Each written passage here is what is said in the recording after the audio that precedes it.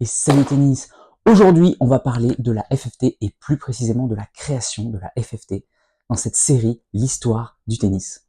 Nous avons déjà parlé des mousquetaires, les légendaires, nous avons parlé de Roland-Garros, le mythe fondateur, le stade, mais on n'a pas parlé vraiment de ce qui se passait en France, hormis ces joueurs. C'est ce que je vous propose de découvrir dans cette vidéo, comment est née la FFT, comment on est parti du jeu de paume au lawn tennis à la Fédération française de tennis, comment on a relié les points, quel pont on a pu faire. C'est dans cette vidéo. Juste avant de lancer la vidéo, je vous rappelle, s'il vous plaît, cliquez sur j'aime, partagez les vidéos, c'est hyper important, je compte sur vous.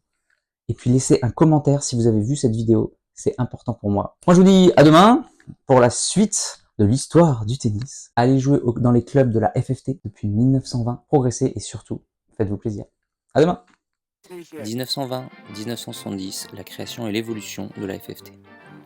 Du jeu de paume à la Fédération française de tennis moderne. Avant que la France ne devienne la patrie des mousquetaires, avant que Roland-Garros n'émerge comme un temple mondial de la terre battue, avant même que les tournois ne se disputent en short blanc sous le soleil parisien, il y avait une fédération à inventer, une identité à construire, un sport à organiser. Et cette histoire-là est beaucoup plus épique qu'on l'imagine. Aux origines, quand le tennis s'appelait encore jeu de paume.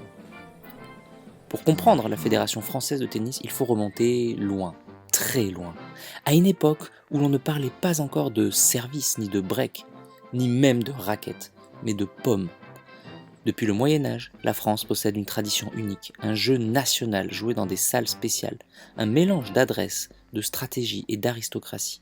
Un sport tellement populaire qu'il donnera naissance des siècles plus tard au tennis. Au début du XXe siècle, cette vieille discipline survit, encore à côté du lawn tennis venu d'Angleterre. Et oui, et en 1888, on crée la Fédération française de jeu de paume. C'est elle qui, quelques années plus tard, va accueillir un cousin un peu envahissant. Le tennis, justement.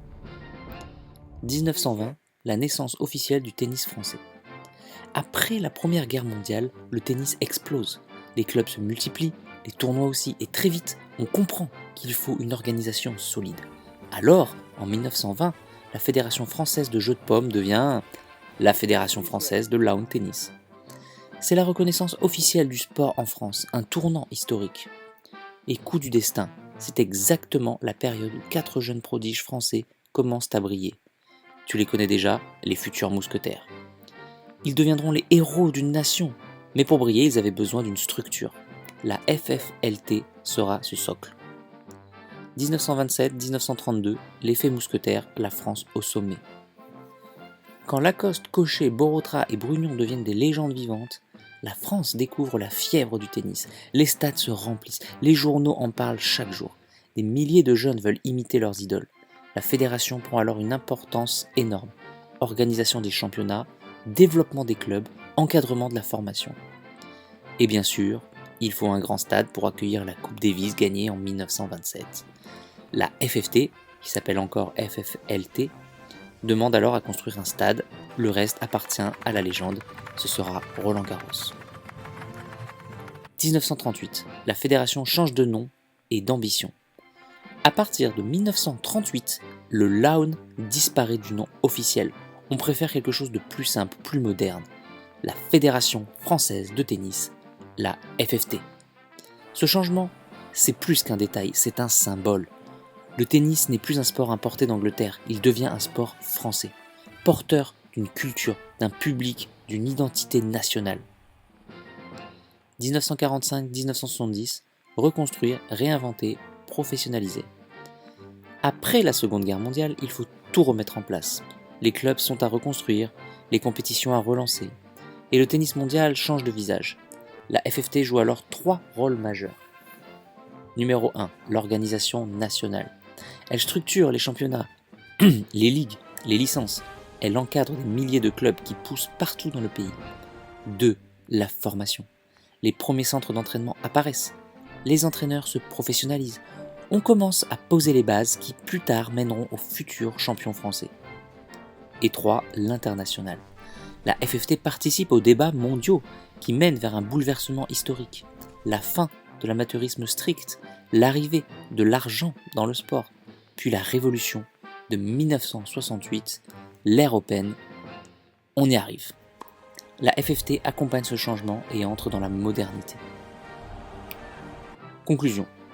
Entre 1920 et 1970, la France passe d'un sport encore confidentiel à une véritable structure nationale.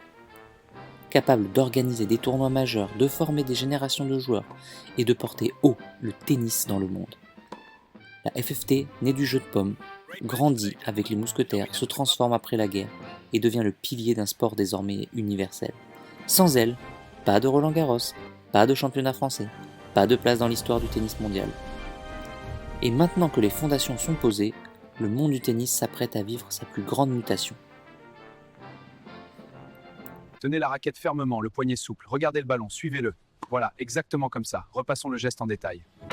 Si tu es encore là, c'est que soit tu es très motivé, et dans ce cas-là je te félicite, soit que tu aimes ce que je fais. Dans tous les cas, s'il te plaît, laisse un commentaire pour donner ton opinion et soutiens mon travail, soit en partageant les vidéos, c'est important pour l'algorithme, soit en allant sur Tipeee. Tu peux aller encore plus loin en t'abonnant à ma newsletter où je te donnerai plein de conseils. Rien de plus facile, clique sur le lien dans la description. À bientôt.